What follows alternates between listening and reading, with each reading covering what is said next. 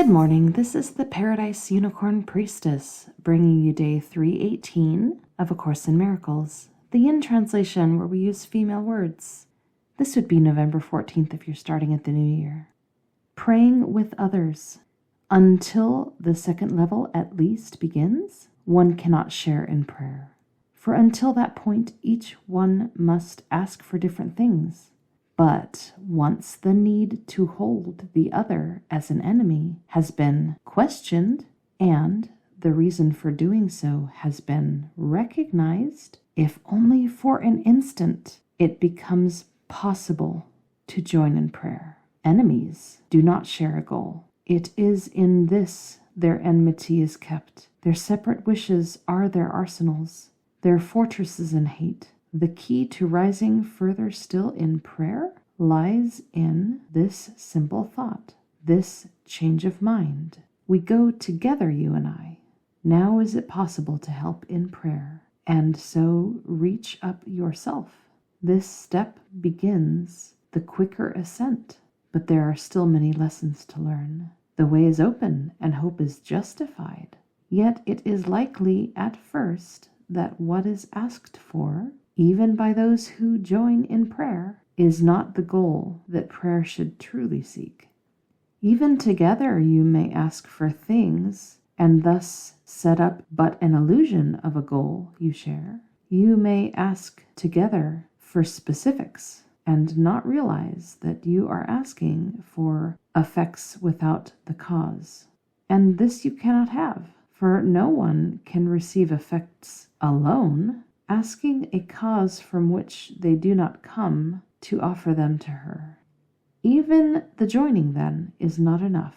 If those who pray together do not ask before all else, what is the will of God? From this cause only can the answer come in which are all specifics satisfied. All separate wishes unified in one. Prayer for specifics always asks to have the past repeated in some way. What was enjoyed before, or seemed to be, what was another's, and she seemed to love, all these are but illusions from the past. The aim of prayer is to release the present from its chains of past illusions, to let it be a freely chosen remedy from every choice that stood for a mistake. What prayer can offer now so far exceeds all that you asked before that it is pitiful to be content with less. You have chosen a newborn chance each time you pray, and would you stifle and imprison it in ancient prisons when the chance has come to free yourself from all of them at once? Do not restrict your asking. Prayer can bring the peace of God. What time-bound thing can give you more than this in just the little space that lasts until it crumbles into dust? All right, so we are building the ladder of prayer from its lowest levels and reaching up to heaven. We started with simply the desires that we experience here in the illusion as we yearn for things to fill our needs and our wants.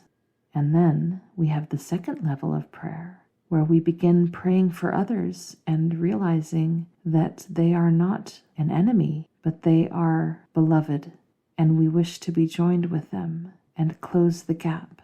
And then we have the next level, today's level, praying with others. As we begin to join and become one, our desires begin to align. We begin to want the same things. This is only natural. If we are one, then that which we desire should be the same, should it not? Although it explains in the lower levels of this level, we're still wanting things to be a specific way in the illusion, without understanding that if we simply let our yearning and desires move in the direction of love, which is formless and abstract, that's what God is, we allow love to take whatever form it sees in its wisdom and intelligence. Even when we're joining together with another beloved one, and yearning in the same direction, we still don't have enough information to make a judgment on what is best for everyone. The miracle, it's not stingy. it would give more than what we ask for when we ask for specifics. And in today's passage, we're shown that we ask for specifics because we're trying to reinvent the past. And again, the very beginning of A Course in Miracles tells us this, that we are basically living in the past. What we perceive as the present moment is made of echoes of the past. What we see in the present moment directly comes from our past thoughts. And so it makes sense that when we think of how we want the present moment to change, what do we have as a reference point? Only our past. We can't really conceive of something that we've never experienced before. That's why the miracle comes so out of left field. And when it comes, we go, this is so beautiful and cool and awesome. I never would have thought of this. What this is great. This is so much better than anything I was coming up with. It is natural to feel that way when a miracle comes into your life. It exceeds our expectations. So why hold on to expectations? They're only holding us back. They're always small-minded. The miracle always gives more than what we think we want things to be like. So let it all go. Trust love. When you live the principles of A Course in Miracles, it's all about love showing you that it is definitely worthy of your trust. Love's got your back. Love's not going to let you down. Love doesn't ask for sacrifice. All it asks is that you not be stingy. All it asks is that you not wish ill upon anyone, including yourself. That's all it asks for. It just asks you to wish heaven for everyone, to wish paradise for everyone without exceptions. That's it. That's the price. But beyond the matter of practicality, that it's not practical to ask for what our small mind can conceive of as the desired future present moment. Yeah, beyond that is this concept that you can't ask for the illusion that comes out of a state of love without being in the state of love. You can't ask for a happy dream when your mind is in the sort of place where it would have nightmares. Again, when we use dream logic, A Course in Miracles makes perfect sense. You want a happy dream? You heal the mind that generates the dream. So it's pointless to try to make something happen in the dream that your mind's not ready to accept, that your mind's not ready to be present with. Dear listener, do you have nightmares? Do you know someone who has happy dreams and you wish that you could dream the way that they do? The truth is, since we're all here in the illusion dream, we all have nightmares. We all have our unique types of nightmares, the patterns that they tend to take for us. And we wistfully look at others that don't have the same nightmares that we have. Well, they have different nightmares. It's like that phrase, everyone has their cross to bear. And it has been said that if you could look at all the crosses out there that there are to bear, you would still choose the one that you already have. That it is the one that you would prefer to take up when you see what the alternatives are. That's the personal nightmare, the type, the flavor that you have showing up for you. There may be many wonderful things. You may have parts of you that are healed and generates paradise in particular specific ways. And then there may be other parts of you that are not healed, and those parts generate a very specific type of nightmare that keeps showing up in what you think of as real life. When today's passage says that we can't have the effects without the cause is love. Love is the cause of every happy dream. So when we're wanting something to show up in the dream illusion, in other words, we're wanting to have a certain type of happy dream. But the reason we're not having that happy dream is because there's something happening inside our thoughts that is not in alignment with love. That's where we need the atonement to heal us, and then we can have the happy dream.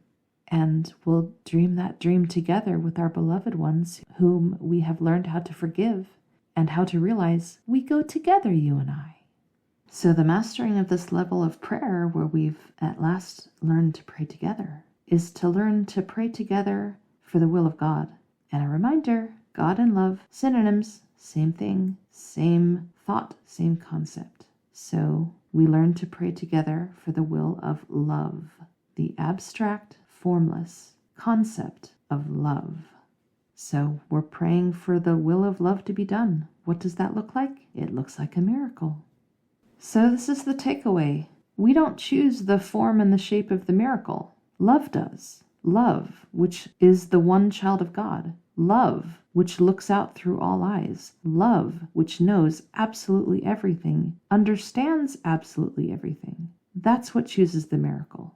There is a letting go in that. It's out of our hands. All that is up to us is the asking for it. The passage says it right here. From this cause, God or love, only can the answer come in which are all specifics satisfied, all separate wishes unified in one. The miracle makes everybody happy. No one is left out. No one is ever done harm. That's the nature of the miracle. Such a beautiful statement from today's reading. You have chosen a newborn chance each time you pray. Isn't that beautiful? Whenever it seems like things have gone pear-shaped, things have gone sideways, you're going down a road and you don't like where it's going, remember the principles of prayer that are taught here. And you pray, and you have a newborn chance. Fresh, unlike anything that came before. Only remember, as long as you're alive, as long as you're conscious, as long as you're thinking, you're already praying. But you want to pray effectively. That's what this channeled piece, the Song of Prayer, is all about. After reviewing what is the last judgment found in show notes, we go on to lesson 318. In me, salvation's means and end are one. In me, God's holy child, are reconciled all parts of heaven's plan to save the world. What could conflict when all the parts have but one purpose and one aim? How could there be a single part that stands alone, or one of more or less importance than the rest? I am the means by which God's child is saved, because salvation's purpose is to find the sinlessness that God has placed in me. I was created as the thing I seek. I am the goal the world is searching for. I am God's child, her one eternal love. I am salvation's means and end as well. Let me today, my mother, take the role you offer me in your request that I accept atonement for myself. For thus does what is thereby reconciled in me become as surely reconciled to you. That is the lesson for today. Happy practicing.